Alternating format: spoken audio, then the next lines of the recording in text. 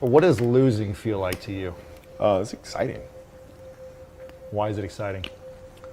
because it means you have different ways to get better. There's certain things that you can figure out that you can take advantage of, right? Certain weaknesses that were exposed that you need to shore up, right? So it was exciting. I mean, it sucks to lose, Right. but at the same time, there are answers there if you just look at them. Because you get the information from losing more than from winning, probably. Yeah. I mean, the answers are there when you win too. You just have to look at them. Yeah. Right. So it's a constant process.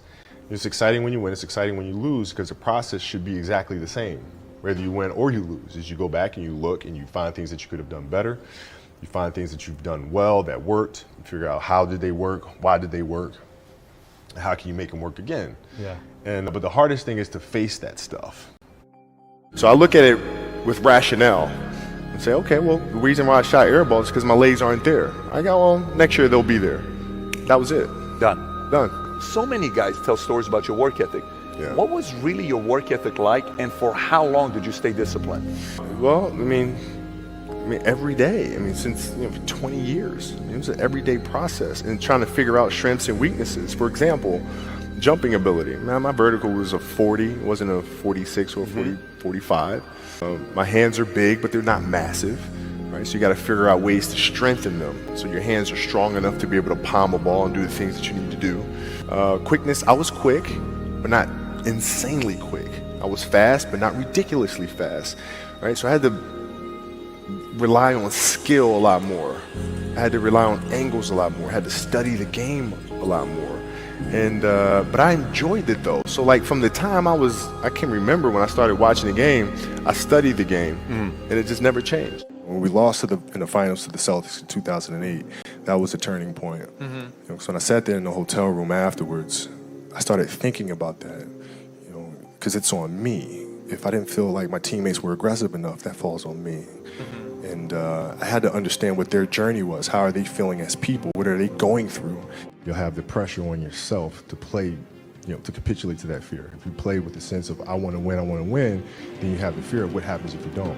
But if you find common ground in the middle, in the center, then it doesn't matter. You're unfazed by either, right? And that enables you to really just stay in the moment, stay connected to it, and not feel anything other than what's in front of you. So I try to just be dead center.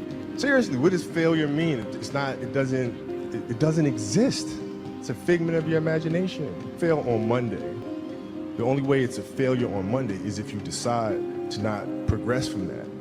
If you finished your career without a championship, you would not have looked at that as a failure.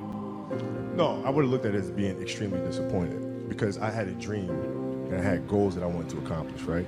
And if I don't accomplish those goals, I have to ask myself why, right? So from my position, the reason why I would not have accomplished those things is poor leadership, failure to communicate properly with my teammates and put them in positions to be successful.